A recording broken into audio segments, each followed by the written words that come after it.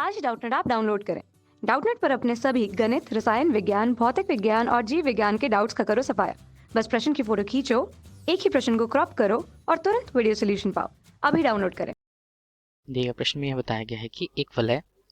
जिसकी आंतरिक तथा बाह्य त्रिज्याएं क्रमशः R1 तथा R2 है, जहां R2 का मान अधिक R1 के मान कम है, एक समान कोणीय वेग से बिना फिसले यदि वह लुढ़क रही है, तब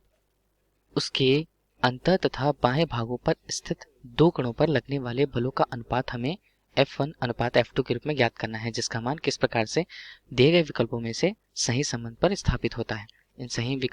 इन विकल्पों में से हमें सही उत्तर का चुनाव करना है, जहां पर हम सबसे पहले एक वलय के जहां आलेख के रूप में हमने एक वलय की रचना की है, जिस पर वलय पर उसके आंतरिक त्रिज्या R1 तथा बाह्य त्रिज्या R2 दी गई है। क्रमशः आंतरिक क्षेत्र पर एक कण तथा बाह्य क्षेत्र पर दूसरा कण मौजूद है। चूंकि वह एक समान कोणीय वेग ओमेगा से गति कर रही है, तब हम लगने वाले बल की दिशा जो यदि वह इस स्थिति पर कहीं बिना लुढ़के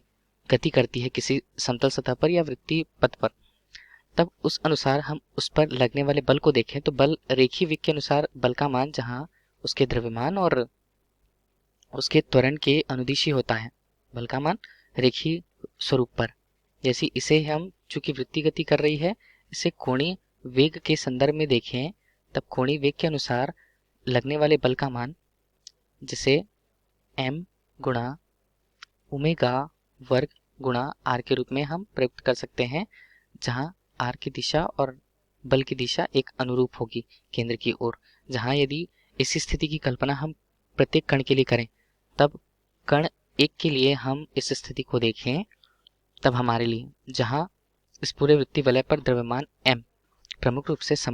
एक समान द्रव्यमान यदि कहा गया है लगने वाले बलों के अनुपात के लिए, जहां F लगने वाला बल जो है वह उसके कोणीय वेग तथा त्रिज्या r पर निर्भर करता है। इस स्थिति के अनुसार हम प्रत्येक कण के लिए इसी मानों को देखें, जहां कण एक के लिए इसका मान F1 जिसकी दिशा एक निश्चित रूप में होगी का मान ओमेगा 1 वर्ग गुणा R1 तथा दूसरे कण के लिए